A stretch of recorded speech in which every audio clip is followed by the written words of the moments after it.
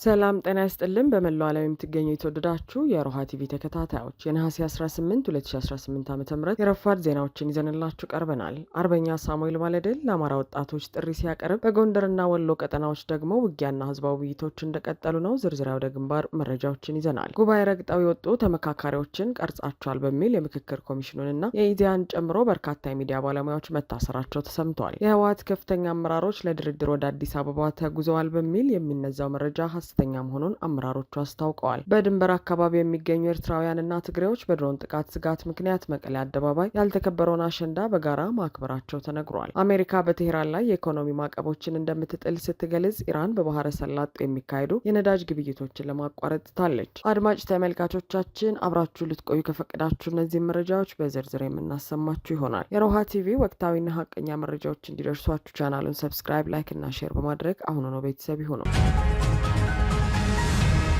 አርበኛ ሳሙኤል ባለድል ለአማራ ወጣቶች ጥሪ ሲያቀርብ፣ በጎንደርና ወሎ ቀጠናዎች ደግሞ ውጊያና ህዝባዊ ውይይቶች እንደቀጠሉ ነው። የአማራ ፋኖ ብሔራዊ ንቅናቄ አፋብን የስልጠና መምሪያ ኃላፊ አርበኛ ሳሙኤል ባለድል ባስተላለፈው መልእክት ውጣና ሰልጥን፣ በመሰለህና በቻልከው ታገል፣ አለዛ አይደለም በአዲስ አበባ ባህር ዳርን ይጠይቃል ሲል አስፍሯል። ምክንያት አያስፈልግም፣ ውሻም ካለ እያስጮክ እንደ ግመል እየተራመድክ ትታግላል ያለው አርበኛው ውጣና ሰልጥን፣ አለበለዚያ እያፈሰ ይማግድሃል፣ ጊዜው አሁን ነው ወንበሩን ለመነቅነቅና ለመንጠቅ ብሏል። በድርጅታችን በየአደረጃጀታችን በየመዋቅራችን ልናሰለጥን ልናታግል ዝግጁ ነን ያለም ሲሆን፣ ምክንያት አትደርድር፣ ችግር የሌለበት ትግል የለም ከነስሙ ትግል ነውና ሲል ጥሪ አስተላልፈዋል። ይህ በእንዲህ እንዳለ አፋብን ሶስተኛ በላይ ዘለቀ እዝ ሜጀር ጀነራል ውባንታ አባተ አንደኛ ኮር ጉና ክፍለ ጦር ገብረ መስቀል ብርጌድና ውባንታ አባተ ተወርዋሪ ክፍለ ጦር ለተከታታይ 3 ቀን በጠላት ላይ ከፍተኛ ኪሳራ አድርሰዋል። የአገዛዙ ኃይል ከነሐሴ 15 2018 ዓ.ም ጀምሮ ለተከታታይ 3 ቀናት በሜጀር ጀነራል ውባንታ አባተ ኮር ሁሉም ክፍለ ጦሮች ቀጠና ላይ እንቅስቃሴ ለማድረግ ሞክሮ በርካታ ኃይሉ ላይ ከፍተኛ ኪሳራ ደርሶበታል። በትናንትናው ዕለትም ነሐሴ 17 2018 ዓ.ም በጉና ክፍለ ጦር ገብረ መስቀል ብርጌድ እና በሜጀር ጀነራል ውባንታ አባተ ተወርዋሪ ክፍለ ጦር ድንቅ ቅልጅት ከደብረ ታቦር ከተማ በቅርብ ርቀት ቁስቋም መድኃኔዓለም ወርቄ ቃፎ ቤትና ወርቅ አጠና ላይ ከፍተኛ ምታርፎበት 11 አባላቱ ሲደመሰሱ ከ20 በላይ ደግሞ ከቀላል እስከ ከባድ ቁስለኛ አስተናግዷል ሲል አፋብን ሶስተኛ በላይ ዘለቀ እዝ ህዝብ ግንኙነት መምሪያ አስታውቋል። በሌላ በኩል በወሎ አምባሰል ወረዳ 03 ቀበሌ ሮቢት ከተማ የሚኒሊክ አንደኛ እዝ ከፍተኛ አመራሮች የ14ተኛ ኮር አመራሮች በተገኙበት ደማቅ ህዝባዊ የውይይት መድረክ ተካሂዷል። በመድረኩ የትምህርትና ስልጠና መምሪያ ኃላፊ መምህር ፍቅሩ ፈንታው፣ የህዝብ አስተዳደር ኃላፊ አርበኛ አበበ ቀዮን ጨምሮ ከፍተኛ አመራሮች ተገኝተዋል። በውይይቱ ወቅት የመድረኩ ተናጋሪዎች የአማራ ህዝብ ታሪካዊ ከፍታ፣ ወቅታዊ የህልውና ስጋቶችና ከችግሩ ለመውጣት የሚያስችሉ የመፍትሄ አቅጣጫዎችን ዳሰዋል። የትምህርትና ስልጠና መምሪያ ኃላፊው መምህር ፍቅሩ ፈንታው ህዝቡ ከሃይማኖትና ከአካባቢ ክፍፍል ወጥቶ ጠንካራ አንድነትና መተማመን ሊፈጥር እንደሚገባ አስገንዝበዋል። አሁን ትግሉ ያለበት ሁኔታና የመልካም አስተዳደር ግንባታና በጦርነት ወቅት ከህዝብ ምን ይጠበቃል በሚል ጉዳይ አርበኛ አበበ ቀዮ ማብራሪያ ሰጥተዋል። በተጨማሪም የፖለቲካ ጉዳዮች መምሪያ ምክትል ኃላፊ አርበኛ ስንታየው ተስፋው የድርጅቱን ዓላማዎች በሰፊው ያነሱ ሲሆን፣ የእዙ ከፍተኛ ዳኛ አርበኛ ዋሴ ገብረ ህይወት በበኩላቸው ለባህልና ለሸሪያ ህጎች እውቅና የሰጠ ከቀበሌ ሸንጎ እስከ ድርጅት የተዘረጋ በ5 እርከን የተከፈለ የህግ መዋቅር መዘርጋቱን ይፋ አድርገዋል። በመጨረሻም የከተማዋ ነዋሪዎች የአመራሩን አቋምና የትግሉን አቅጣጫ መረዳታቸውን በመግለጽ የወታደራዊ ልምድ ያላቸው ነዋሪዎችና አንጋፋ አባቶች በእውቀታቸውና በልምዳቸው ከትግሉ ጎን ለመሰለፍ ሙሉ ዝግጅታቸውን እንዳረጋገጡ አፋብን አንደኛ ሚኒሊክ እዝ ህዝብ ግንኙነት መምሪያ ይፋ አድርገዋል። ጉባኤ ረግጠው የወጡ ተመካካሪዎችን ቀርጿችኋል በሚል የምክክር ኮሚሽኑንና የኢዜአን ጨምሮ በርካታ የሚዲያ ባለሙያዎች መታሰራቸው ተሰማ። አዲስ አበባን የኦሮሚያ አብይን ፕሬዝዳንት ለማድረግ የተቋቋመው የምክክር ጉባኤ ከ39 ቀናት ቆይታ በኋላ ነሐሴ 16 2018 ዓ.ም ተጠናቋል። ነሐሴ 15 ቀን ከተከናወነውና በአዲስ አበባ ጉዳይ የተነሳ ውዝግብ ካስከተለው ጠቅላላ ጉባኤ በኋላ የመገናኛ ብዙሃን ባለሙያዎች ለሰዓታት በብሔራዊ የደህንነት አገልግሎት ባልደረቦች ቁጥጥር ስር ውለው እንደነበር ምንጮች ነግረው ስትል ዋዜማ ራዲዮ ዘግባለች። የሀገራዊ ምክክር ኮሚሽን ኮሚሽነሩ ዮናስ አዳዬ በኮሚሽኑ የተቋቋመው የሽምግልና ኮሚቴ በፌዴራል ከተሞች አጀንዳ ዙሪያ አቅርቦታል ያሉትን የሽምግልና ምክረ ሀሳብ ለማንበብ ወደ መድረክ ሲወጡ አማራ ክልልን የወከሉና ሌሎች ተመካካሪዎች ከጉባኤው አዳራሽ መውጣታቸው ይታወቃል። ተመካካሪዎች አዳራሹን ለቀው ሲወጡ የነበረውን ሁነት የቀረጹ የካሜራ ባለሙያዎች እንዲሁም ሌሎች የመገናኛ ብዙሃን ባለሙያዎች ለሰዓታት በደህንነት ባልደረቦች ቁጥጥር ስር ውለው እንደነበር የገለጹት ምንጫችን ስብሰባውን ጥለው የወጡ ተመካካሪዎችን የሚያሳየውን ምስል እንዲያጠፉ መጠየቃቸውን ነግረውናል። የኢትዮጵያ ዜና አገልግሎት ሁሉንም የምክክር ሂደቶች ቀርጾ ለኮሚሽኑ ለማስረከብ በገባው ውል መሰረት የቀረጻ ስራዎችን ሲያከናውን መቆየቱን የገለጹት ምንጮች ለሰዓታት በቁጥጥር ስር ከቆዩት የመገናኛ ብዙሃን ባለሙያዎች ውስጥም የኢዜአ ባልደረቦች እንደሚገኙበት ተናግረዋል። ከኢዜአ በተጨማሪ ኮሚሽኑ የካሜራ ባለሙያን ጨምሮ ሌሎች ባለሙያዎች በደህንነቶች ቁጥጥር ስር መቆየታቸው ታውቋል። ምንም እንኳን ባለሙያዎቹ ከሰዓታት ቆይታ በኋላ ቢለቀቁም ጠቅላላ ጉባኤውን ለቀው የወጡ ተመካካሪዎችን የሚያሳዩ ተንቀሳቃሽ ምስሎችን ስለማስጠፋት አለማጥፋታቸው ማረጋገጥ አልተቻለም። ኮሚሽኑ በአዲስ አበባ ጉዳይ ምን ሊወስን ይችላል የሚለው ጉዳይ መልስ ባላገኘበትና በርካታ ተመካካሪዎች በስራ ቡድን ደረጃ የጸደቀው ምክረ ሀሳብ የሽምግልና ኮሚቴው ባቀረበው ምክረ ሀሳብ ሊተካ ይችላል የሚል ስጋት እንዳላቸው በገለጡበት ዕለት የተካሄደው የማጠናቀቂያ ስነስርዓት ተመካካሪዎች ስለ ምክረ ሀሳቦች ቀጣይ ዕጣ ፈንታ በቂ መረጃ ያላገኙበት መሆኑን ዘገባው አመልክቷል። በአዲስ አበባ ጉዳይ ግልጽ መረጃ እንዲሰጣቸው የጠየቁ ተመካካሪዎች ትክክለኛ መረጃ የሚሰጠን አካል ማግኘት አልቻልም ማለታቸውም ተሰምተዋል። ሆኖም አጠቃላይ የምክክሩ ዓላማ አዲስ አበባን የኦሮሚያ ማድረግ፣ የብሔር ፌዴራሊዝሙን ማስቀጠል፣ አብይን ፕሬዚዳንት ማድረግ፣ በምክክር ሰበብ አማራን ማሸማቀቅና ጸረ አማራ ውሳኔዎችን ማስተላለፍ ነበርና ዓላማውን አሳክቶ ተጠናቋል። ለዚህ ሂደት ደግሞ አረጋ ከበደ ከሚመራው የአማራ ብልጽግና በለጠ ሞላ እስከሚመራው አብን የተቻላቸውን አበርክቶ አድርገዋል። ይህን የኦህዴድ ብልጽግና ዓላማ ካሳኩ በኋላም የአማራን ሕዝብ ለመደለል በአዲስ አበባ ጉዳይ እየታገሉ ለማስመሰል ሞክረዋል።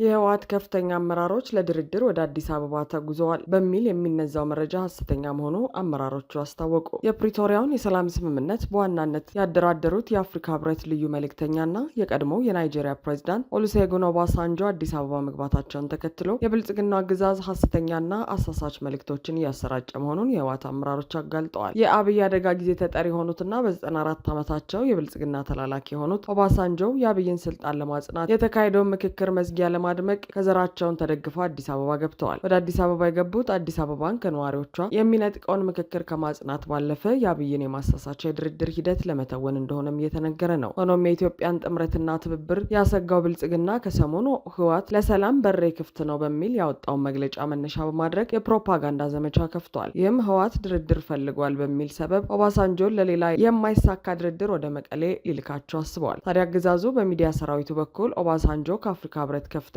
ኃላፊዎች ጋር በመሆን በአዲስ አበባ ከህወሓት አመራሮች ጋር ተገናኝተው የመጀመሪያ ዙር ምክክር አድርገዋል። በቀጣይም ወደ መቀሌ ተጉዘው ከህወሓት መሪዎች ጋር ይወያያሉ የሚል የሐሰት መረጃ እያሰራጨ ነው። ሆኖም እና ኦባሳንጆን ለምክክሩ መዝጊያ አዲስ አበባ መገኘታቸውን ተከትሎ ድርድር እየተካሄደ ነው በሚል ሲነዛ የነበረውን መረጃ ሁለት የህወሓት ከፍተኛ አመራሮች ሐሰተኛ ነው ሲሉ አስተባብለዋል። የህወሓት ምክትል ሊቀመንበር አቶ አማኑኤል አሰፋና የህወሓት ቃል አቀባይ አቶ ሚካኤል አስገዶም አታደናግሮ አዲስ አበባ የሄደ የለም የሚል ተመሳሳይ አስተያየት ሰጥተዋል። አቶ ሚካኤል አስገዶምም ጠንከር ባሉ ቃላት የተጀመረው የህልውና ትግል እንደሚቀጥል ያሳወቁ ሲሆን የመመከት ተግባራችንን አጠናክረን ወደፊት እንገሰግሳለን፣ ህልውናችንም በጠላቶቻችን መቃብር ላይ ይረጋገጣል ብለዋል። አቶ አማኑኤልም አታደናግሮ ወደ አዲስ አበባ የሄደ የለም፣ የተደረገ ድርድርም የለም ሲሉም ገልጸዋል።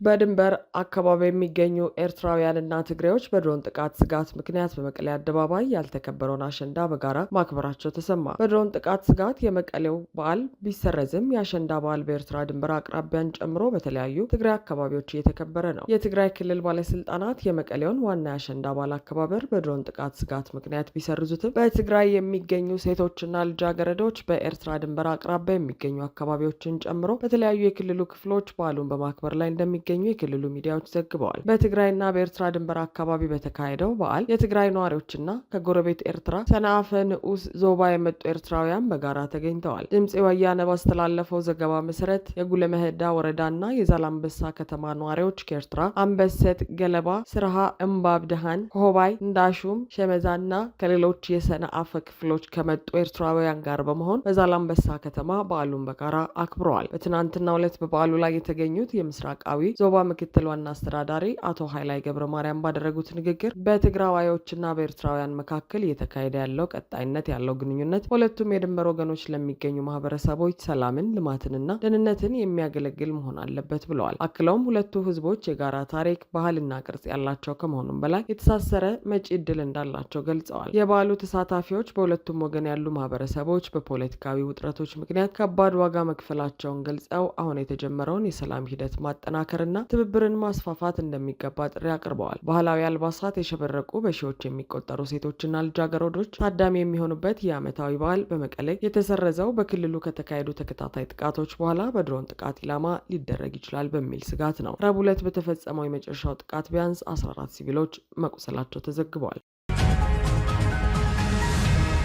አሜሪካ በቴሄራን ላይ የኢኮኖሚ ማዕቀቦችን እንደምትጥል ስትገልጽ ኢራን በባህረ ሰላጤው የሚካሄዱ የነዳጅ ግብይቶችን ለማቋረጥ ዛተች። አሜሪካ የኢራንን የንግድ አጋሮች ኢላማ ያደረጉ የኢኮኖሚ ማዕቀቦችን ሰኞ ዕለት ለመጣል ስትዘጋጅ እስካሁን ከተደረጉት ሁሉ እጅግ ከፍተኛው የፋይናንስ ጥቃት ብላ በጠራችው እርምጃ ኢራንን አስፈራርታለች። ኢራን በበኩሏ የምጣኔ ሀብት ጦርነቱ የሚቀጥል ከሆነ በባህረ ሰላጤው የሚካሄዱ የትኛውንም የነዳጅ ግብይቶች እንደምትዘጋ አስጠንቅቃለች። የአሜሪካ ግምጃ ቤት ኃላፊ ስኮት ቤሰንት ሰኞ ዕለት ረፋዱ ላይ ጋዜጣዊ መግለጫ ይሰጣሉ ተብሎ ይጠበቃል። አሜሪካ አሁን ለመጣል እየተዘጋጀች ያለችው የኢኮኖሚ ማዕቀብ እስላማዊ አብዮቱ እንደ አውሮፓውያን አቆጣጠር በ1979 ከተመሰረተ ወዲህ አጋጥሞት የማያውቅ ነው ተብሏል። ቤሰንት በፋይናንሻል ታይምስ ላይ እሁድ ዕለት በታተመላቸው ጽሑፍ ላይ ሰኞ ማለዳ አንድ ወሳኝ የኢኮኖሚ ጥቃት ይጀመራል፣ ይህም በአንድ ተቀናቃይ ላይ እስካሁን ከተሰነዘሩት ሁሉ እጅግ የከፋው የፋይናንስ ጥቃት ነው ብለዋል። አሜሪካና ኢራን ለሳምንታት የተኩስ ልውውጥ ያላደረጉ ቢሆንም ለ6 ወር የዘለቀውን ጦርነት የሚያስቆም ተጨባጭ የሆነ ንግግር አላደረጉም። እሁድ ዕለት የኢራን የደህንነት ኃላፊ አዲሱን የአሜሪካ ኢኮኖሚ ማዕቀብ የሚደግፉ ሀገራት በእስላማዊ ሪፐብሊክ ኢራን ላይ ጦርነት እንዳወጁ እንቆጥረዋለን ሲሉ ዝተዋል። ሞሰን ረዛኢ በኤክስ ገጻቸው ላይ ባስተላለፉት መልእክት ትራምፕ እርምጃ መውሰድ ከፈለጉ ተመጣጣኝ ምላሽ እንሰጣለን ሲሉ ዝተዋል። ኢራን በፐርዢያ ባህረ ሰላጤ የሚንቀሳቀሱ ነዳጅ ጫኝ መርከቦችን ኢላማ እንደምታደርግም ዝተዋል። ቤሰንት በፋይናንሻል ታይምስ ላይ በወጣው ጽሑፋቸው ላይ ዝርዝር እርምጃዎችን ሳይሰጡ የኢራን ኢኮኖሚና የፋይናንስ ስርዓት ላይ በመሳተፍ የሚያባብሉ ያሏቸውን ፈሪ አገራትን አሜሪካ ኢላማ እንደምታደርጋቸው አስታውቀዋል። ይህን ማስቀጠል የሚያስከትለውን ውጤት ቢያጤኑት መልካም ይሆናል ሲሉም በፋይናንሻል ታይምስ ላይ ጽፈዋል። ኢራን በበኩሏ ከአሜሪካ ሊሰነዘርባት ለሚችል የኢኮኖሚ ማዕቀብ ያጸፋ ምላሽ እንደምትሰጥ ዝታለች። የኢራን ከፍተኛ ብሔራዊ ደህንነት ምክር ቤት ዋና ጸሐፊ ሞሰን ረዛኢ እሁድ ዕለት በማህበራዊ ሚዲያ ገጻቸው ላይ የኢኮኖሚ ጦርነቱ የሚቀጥል ከሆነ በሆርሙዝም ሆነ በፋርስ ባህረ ሰላጤ ውስጥ ከየትኛውም ስፍራ አንድም የነዳጅ ጠብታ ወደ ውጭ አይላክም ብለዋል። ኢራን የትኛውም ሀገር በአሜሪካና በኢራን መካከል በሚደረገው የኢኮኖሚ ጦርነት ውስጥ ቢሳተፍ ወይም ድጋፍ ቢሰጥ ድርጊቱን እንደ ጦርነት ትግበራ ትቆጥረዋለች ሲሉም አክለዋል። ቤሰንት ከዚህ ቀደም ከፍተኛ የነዳጅ ምርት ከኢራን የምትገዛውን ቻይና ከአሜሪካ ጋር እንድትተባበር አሳስቦ ነበር። በዋሽንግተን የሚገኘው የቻይና ኤምባሲ ቃል አቀባይ በበኩላቸው አሜሪካ በኢራን ጉዳይ ዲፕሎማሲያዊ አካሄድ እንድትከተል ጥሪ በማቅረብ ማዕቀቦችና ጫናዎች ችግሩን ለመፍታት አይረዱም ብለዋል። አድማጭ ተመልካቾቻችን የሰዓቱ የሮሃ ቲቪ ዜናዎች የተከታተላችኋቸውን ይመስሉ ነበር። አብራችሁን ስለነበራችሁ ከልብ እናመሰግናለን። ሰላም።